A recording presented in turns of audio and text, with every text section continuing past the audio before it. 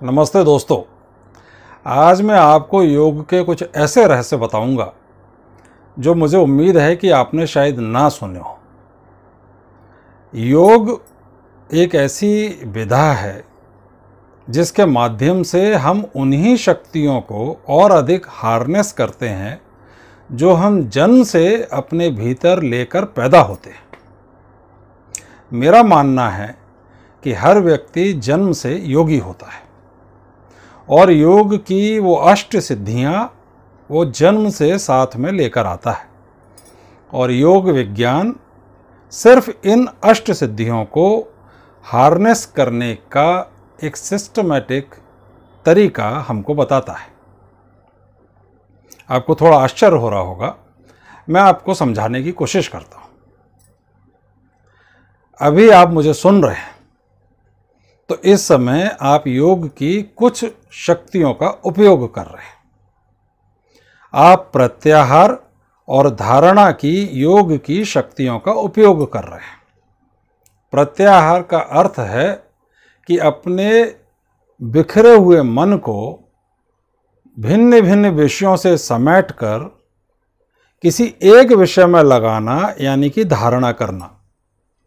तो प्रत्याहार यह हुआ कि इस समय आपका मन बहुत सारे विषयों से हट गया है, यह प्रत्याहार की शक्ति का प्रयोग हुआ, और वो जो मैं बोल रहा हूं उसको सुनने में लग गया, फोकस्ड हो गया, अर्थात धारणा, कंसंट्रेशन, एकाग्रता की सिद्धि का, शक्ति का उपयोग कर रहा है। तो इस तरह हम योग की भिन्न भिन्न शक्तियों का जाने अनजाने में उपयोग करते हैं। योग की अष्ट सिद्धियां हैं यम, नियम, आसन, प्राणायाम, प्रत्याहार, धारणा, ध्यान और समाधि। हम इन आठों सिद्धियों का उपयोग अपने जीवन में जाने अनजाने में थोड़ी या ज्यादा मात्रा में करते हैं। कैसे? जब आप ऑफिस में, कॉलेज में या शोरूम में या जो भी आपका कार्य स्थल है, वहां जब आप अपना कार्य करते हैं तो आप किसी ना किसी पोस्चर को ग्रहण करते हैं, यानी कि आप किसी ना किसी एक आसन में स्थिर होते हैं। वो खड़ा हुआ पोस्चर हो सकता है, स्टैंडिंग पोस्चर हो सकता है, खड़े हुए आसन की स्थिति हो सकती है, या बैठकर आपने कोई आसन ग्रहण किया हुआ हो सकता है। तो आसन की ये जो शक्ति है, जो अंतर्निहित सिद्धि है आप में, आप उसका उपयोग कर रहे हैं। प्राणायाम, हम श्वास लेते हैं, छोड़ते हैं। प्राण की यह शक्ति ही हमें संचालित कर रही है। और कभी कभी आप पाएंगे कि दिन में आपके बिना जाने ये प्राण आयामित हो जाते हैं, अर्थात आपकी श्वास बहुत लयबद्ध चलने लगती है और आपको एक आनंद की अनुभूति होने लगती है। प्राण स्वतः ही आयामित होते हैं, वो सेल्फ करेक्शन करने में सक्षम है। अब इसी शक्ति को और अधिक हार्नेस करने के लिए प्राणायाम की विधियां योग में हम सीखते हैं। तो देखिए, आसन, प्राणायाम, प्रत्याहार हमने देखा कि अपने मन को भिन्न भिन्न विषयों में जो भटका हुआ है, बिखरा हुआ है, वहां से समेटना, यह प्रत्याहार है। ये हम दिन में कई बार करते हैं। हम किसी एक विषय पर जब फोकस करते हैं तो फोकसिंग से पहले का चरण ही प्रत्याहार होता है। और जब हमने फोकस किया, यानी कि उस विषय को अपने मन में धारण किया, यानी कि एकाग्र हुए, तो हम प्रत्याहार और धारणा की दो शक्तियों का उपयोग कर रहे हैं। इसी तरह ध्यान भी हमारी एक शक्ति है, एक सिद्धि है, एक इनबिल्ट पावर है। जब हम किसी विषय में, जब किसी विषय को धारण करते हैं, अपने मन को उस विषय पर एकाग्र करते हैं, तो कुछ क्षण बाद या यदा कदा या कभी कभी हम देखते हैं कि हम उस विषय में काफी डूब गए और एफर्टलेसली डूब गए, तो वो जो डूब जाना है, बिना प्रयास के डूब जाना किसी विषय में, उसे हम कहते हैं ध्यान। और जब व्यक्ति उस ध्यान की, उस मेडिटेशन की शक्ति का उपयोग कर रहा होता है, तो वो जो विषय है, जिस विषय पर उसने अपनी ध्यान की सिद्धि का, शक्ति का उपयोग किया है, वो विषय अपने राज, अपने रहस्य, अपने सीक्रेट, अपना ज्ञान, अपनी नॉलेज उस व्यक्ति को देने लगता है।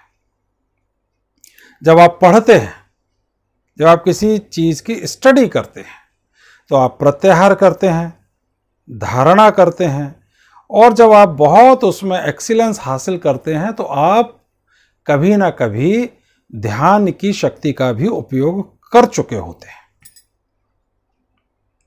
अब हम बात करते हैं समाधि की, एक ऐसी ट्रांसेंडेंटल स्थिति जिसमें सिर्फ आनंद ही आनंद है। तो हम में से हर व्यक्ति ने अपने जीवन में कभी ना कभी उस ट्रांसेंडेंटल आनंद का अनुभव लिया होता है। फिर चाहे वो आपको पहाड़ों को देखकर मिला हो, चाहे समुद्र के विशाल असीम विस्तार को देखकर मिला हो, या आसमान को देखकर, या पौधों को, पुष्पों को, वृक्षों को, या किसी और चीज से, जब आपने उस असीम विशिष्ट सुख का अनुभव किया है, जिसे आप महसूस करते हैं कि ये अद्वितीय है, ये संसार का सुख नहीं है, ये कुछ घट गया मुझे इन पलों में, तो इस तरह की जो समाधि की शक्ति जो आपके अंदर निहित है, वो भी कभी ना कभी जीवन में उद्घाटित होती है। तो ये सारी सिद्धियां, यम और नियम, यम नियम क्या है? यम नियम की शक्तियां क्या हैं?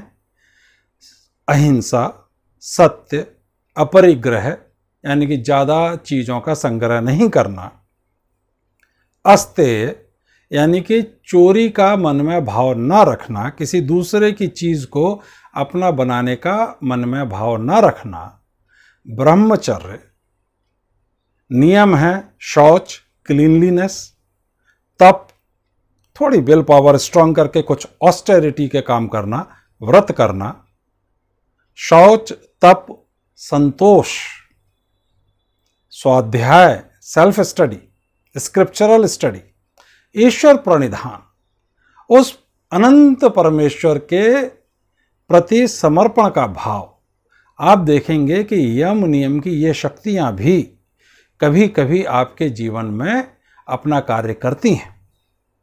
कभी आप सत्य में स्थिर हो जाते हैं, कभी आप अहिंसक भी हो जाते हैं, कभी आप अपरिग्रह की भावना में भी होते हैं, कभी आप अस्तेय की भावना में भी होते हैं, कभी आप ब्रह्मचर्य के भाव में होते हैं, शौच में, संतोष के भाव में, तप में, स्वाध्याय में, ईश्वर प्रणिधान में।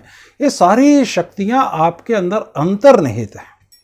इसीलिए मैं कहता हूं कि हर व्यक्ति जन्मना योगी है। अब योग एक ऐसी व्यवस्थित विधा है जिसके माध्यम से हम इन अपनी अष्ट सिद्धियों का विकास कर सकते हैं।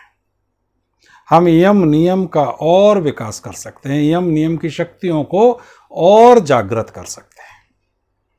जैसे महात्मा गांधी ने सत्य और अहिंसा की शक्तियों को जागृत किया, आज पूरी दुनिया उनको मानती है। इसी तरह हम अपने आसन को और अधिक सुस्थिर कर सकते हैं और अधिक मजबूत बना सकते हैं। हम अपने प्राणों को और अधिक व्यवस्थित रूप से उसका वैज्ञानिक रीति से नियमन कर सकते हैं, उन्हें आयामित कर सकते हैं। प्रत्याहार की शक्ति का सोचकर समझकर जब चाहे प्रयोग कर सकते हैं। इसी तरह धारणा की अपनी शक्ति का हम अपने हाथों में कमांड लेके उपयोग कर सकते हैं। ध्यान की शक्ति का भी हम उपयोग कर सकते हैं। और एक दिन ऐसा भी आ सकता है कि जब समाधि की शक्ति का भी हम उपयोग कर सकेंगे। अभी ये सारी शक्तियां मोस्टली इनवॉलंटरीली हमारे अंदर काम कर रही हैं, उनका नियंत्रण हमारे हाथ में नहीं है। योग विज्ञान इन अष्ट सिद्धियों का नियंत्रण व्यक्ति के स्वयं के हाथ में प्रदान करता है।